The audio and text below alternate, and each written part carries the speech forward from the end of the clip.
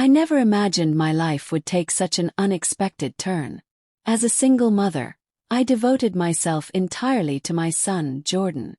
Raising him alone had never been easy, but I took pride in the young man he was becoming. At 19, he was responsible, kind, and determined. I worked long hours to provide for him, ensuring he never felt the absence of his father, who left when he was just a baby. Jordan had always been close to his best friend, Malik. The two met in high school and had been inseparable ever since.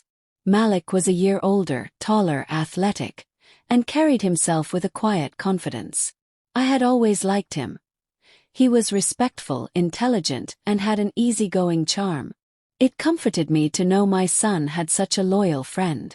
Malik often stayed over at our house on weekends, especially after they started college. He lived farther away, and since our home was closer to campus, it became convenient for him to crash in Jordan's room after long study sessions or football practice. I had no issue with it. In fact, I enjoyed their company. They brought energy and laughter into the house, something I hadn't experienced in a long time. One Friday evening, Jordan invited Malik over again. I had just finished preparing dinner when they walked in, joking about something that had happened in class. I smiled watching them. Felt good to see Jordan so happy. We ate together, talking about their plans for the semester. Jordan, exhausted from the week, went to bed early, leaving Malik and me to clean up the kitchen. I didn't think much of it at first. I was used to Malik helping out, but that night something felt different. As I reached for a dish, our hands brushed. It was an innocent touch, but the way Malik looked at me, his eyes lingering just a second too long, sent a strange chill down my spine. I quickly pulled away, forcing a smile. "You're always taking care of everyone," he said suddenly. His voice was lower, softer. I laughed it off. That's what mothers do. But he didn't smile. He just nodded, his gaze never leaving mine. I cleared my throat, suddenly feeling the weight of the moment. It was late, and I needed to go to bed. "Good night, Malik," I said, walking away quickly. Lying in bed, I tried to shake off the unease creeping up my spine. Maybe I was overthinking it. Malik was like a son to me, wasn't he? The next morning, I avoided making eye contact with him, but he acted as if nothing had happened. He laughed with Jordan, thanked me for breakfast, and left like he always did. Maybe I had imagined it. The following weekend, Malik was back. This time I found myself paying more attention to him. I noticed how effortlessly he carried himself, how he smiled at me when I wasn't looking. I caught myself fixing my hair before going downstairs and immediately scolded myself for the thought. That evening, Jordan fell asleep early again, exhausted from training. I stayed up watching television when Malik walked into the living room. "Can't sleep?" he asked, sitting on the other end of the couch. I shook my head, suddenly feeling the tension in the room. "You work too hard," he said. "You deserve someone who takes care of you for once." His words caught me off guard. I turned to him, but he was already looking at me in a way that made my stomach twist. There was something dangerous about the way he said it, something that made me feel seen in a way I hadn't in years. I stood abruptly. "It's late. You should get some rest." Malik didn't argue. He just smiled knowingly and walked away. As soon as he was gone, I let out a breath I hadn't realized I was holding. What was happening? Why did I feel this way? This was wrong, wasn't it? That night, sleep didn't come easily. I replayed every glance, every word, every lingering touch. Part of me wanted to believe it was nothing, but deep down I knew the truth. Something had changed. And I wasn't sure if I was strong enough to stop it. I told myself I was imagining things, that it was just my mind playing tricks on me. But the next time Malik stayed over, I felt a shift I couldn't ignore. His presence lingered in the air differently, making me hyper-aware of every glance, every word, every moment we were alone. Jordan had been talking about an upcoming game all evening, excited about his team's chances. Malik chimed in here and there, but I caught him watching me when he thought I wasn't looking. I forced myself to act normal, focusing on the conversation, but my heart raced every time his eyes met mine. After dinner, Jordan retreated to his room, exhausted from practice. I started washing the dishes, hoping to keep my mind occupied. But then Malik walked into the kitchen and stood close. Too close. "Let me help," he said, reaching for a plate. Our hands brushed again. This time, neither of us pulled away immediately. I inhaled sharply and stepped back, gripping the edge of the counter. "You don't have to do this, Malik." He leaned against the sink, watching me. "I like helping you." I turned away, focusing on the soapy water in the sink, but I could feel his gaze on me.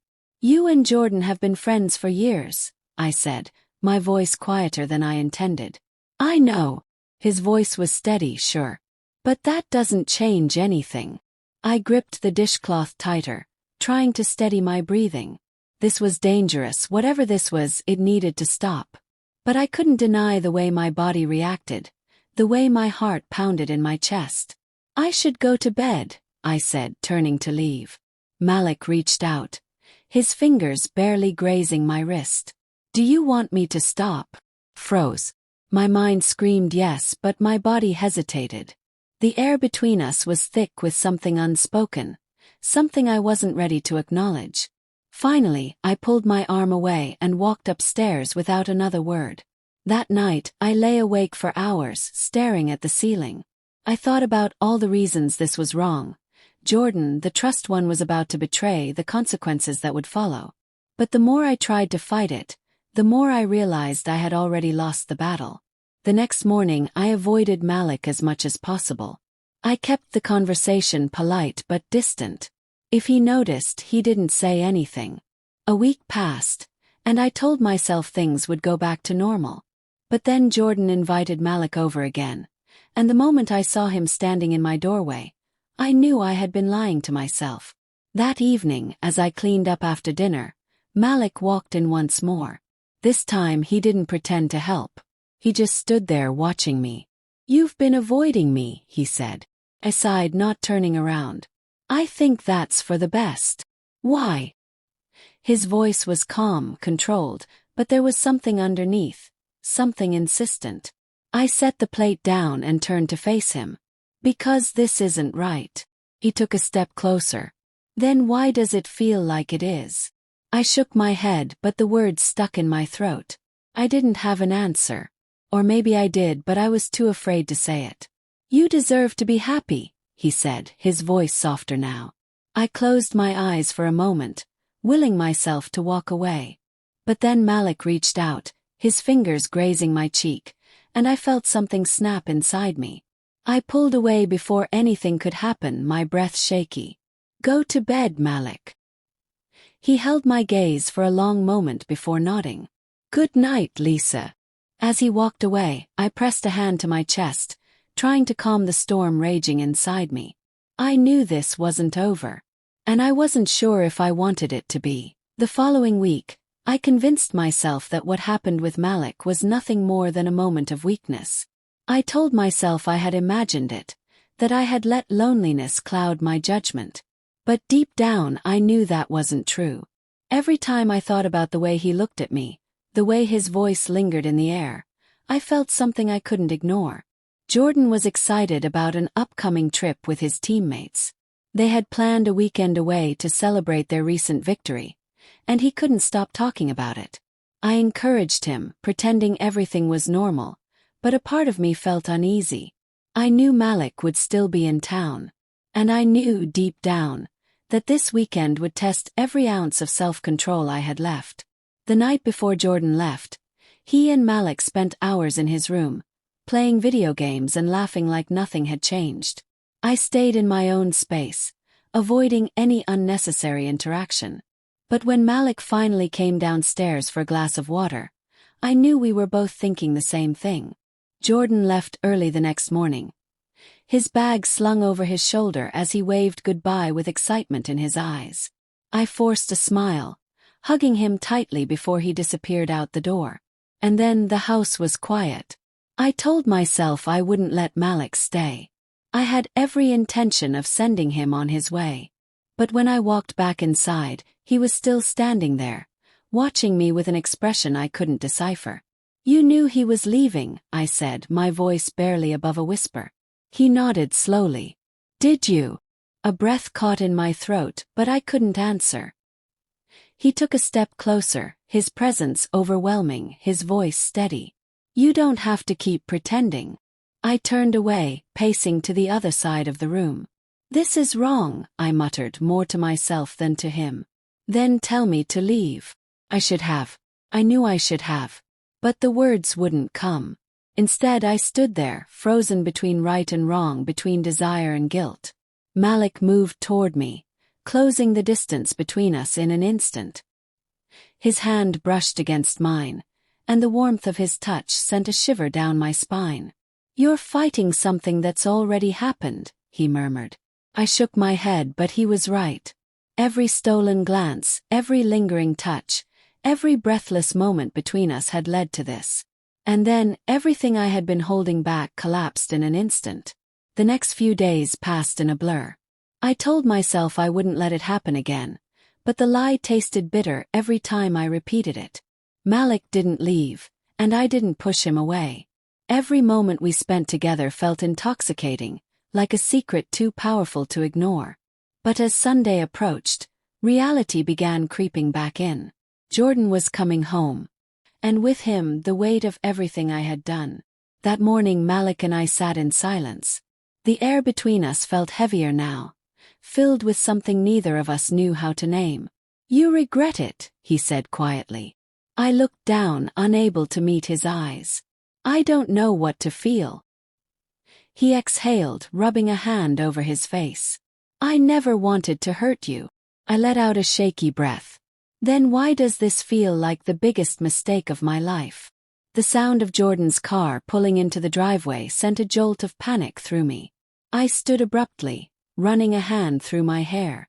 Malik rose slowly, his expression unreadable. I should go. I nodded, not trusting myself to speak. He walked toward the door, hesitating for just a moment before stepping outside. And just like that, it was over. Or at least I tried to believe it was. Jordan walked in moments later, dropping his bag on the floor with a tired grin. That trip was amazing. You should have seen the... He paused, frowning as he looked around. Malik just left. I swallowed hard, forcing a smile. Yeah, he had to head out. Jordan nodded, but something in his eyes told me he wasn't convinced. I turned away quickly, busying myself with cleaning, anything to avoid the crushing weight of guilt pressing down on me. But no matter how much I tried to push it away, I knew one thing for certain. What happened between Malik and me would never stay a secret forever. Days passed, but the guilt didn't fade. If anything, it grew heavier with every moment I spent around Jordan. He was his usual self, laughing, sharing stories, completely unaware of the secret I carried. I tried to act normal, to pretend nothing had changed, but inside I was unraveling. Malik didn't reach out and I didn't either. It was as if we had both silently agreed to bury what had happened. But no matter how much I wanted to forget, the weight of my betrayal clung to me like a shadow. One evening, Jordan sat across from me at the dinner table, pushing his food around with his fork. His usual energy seemed absent. I forced a smile. You okay? He hesitated before nodding. Just been thinking. About what? He looked up, his eyes searching mine. Malik's been acting weird. My stomach clenched. I kept my expression neutral. How so? He's been distant. Not really talking much. Something feels off. I felt the air leave my lungs. This was the moment I had been dreading. Maybe he's just dealing with something personal. Jordan studied me for a long moment before speaking again. Did something happen while I was gone? The question hit harder than I expected. My hands trembled slightly as I reached for my glass of water. Why would you ask that? Because I know him. And I know you. His voice was calm, but there was something else beneath it. Something that made my pulse race. I opened my mouth to lie, to find some way to escape this conversation. But the guilt was suffocating. I had spent my life teaching Jordan the importance of honesty, of integrity. And now, I was the one who had betrayed him in the worst way possible. I lowered my gaze. Jordan! My voice cracked, and I hated how weak I sounded. His expression changed instantly. His grip tightened on the edge of the table. You're kidding. I couldn't speak. The silence between us felt endless, crushing. He stood abruptly, his chair scraping against the floor. Tell me this isn't what I think it is. Tears burned in my eyes. I never meant for it to happen. Jordan's face twisted with something I had never seen before. Disbelief, anger, hurt. He was my best friend, he whispered, his voice shaking. You were supposed to be my mother. Shame flooded through me. I made a mistake, Jordan. A terrible mistake. A mistake. He let out a bitter laugh, running a hand through his hair. You didn't just make a mistake. You destroyed everything. The words cut deeper than I thought possible. My son, the one person I had always protected, was looking at me like he didn't recognize me anymore. I love you, Jordan. Please don't let this ruin us, I pleaded. But he was already walking away. I wanted to reach for him, to tell him I would do anything to fix this. But how do you fix something that should have never happened in the first place? That night, the house felt emptier than ever. The weight of my actions settled in my chest, heavier than before. Days passed, and Jordan barely spoke to me. The silence between us was worse than any argument. Malik never came back. And even though I knew it was for the best, a part of me hated myself for ever letting it happen. I had betrayed my son in a way no apology could fix. And now, I had to live with the consequences of my choices. I learned that night that some mistakes don't just hurt the people involved. They ripple outward, breaking bonds that were never meant to be broken. No matter how much we try to justify our actions, betrayal leaves scars that time cannot heal. And sometimes the people we hurt the most are the ones we love the deepest.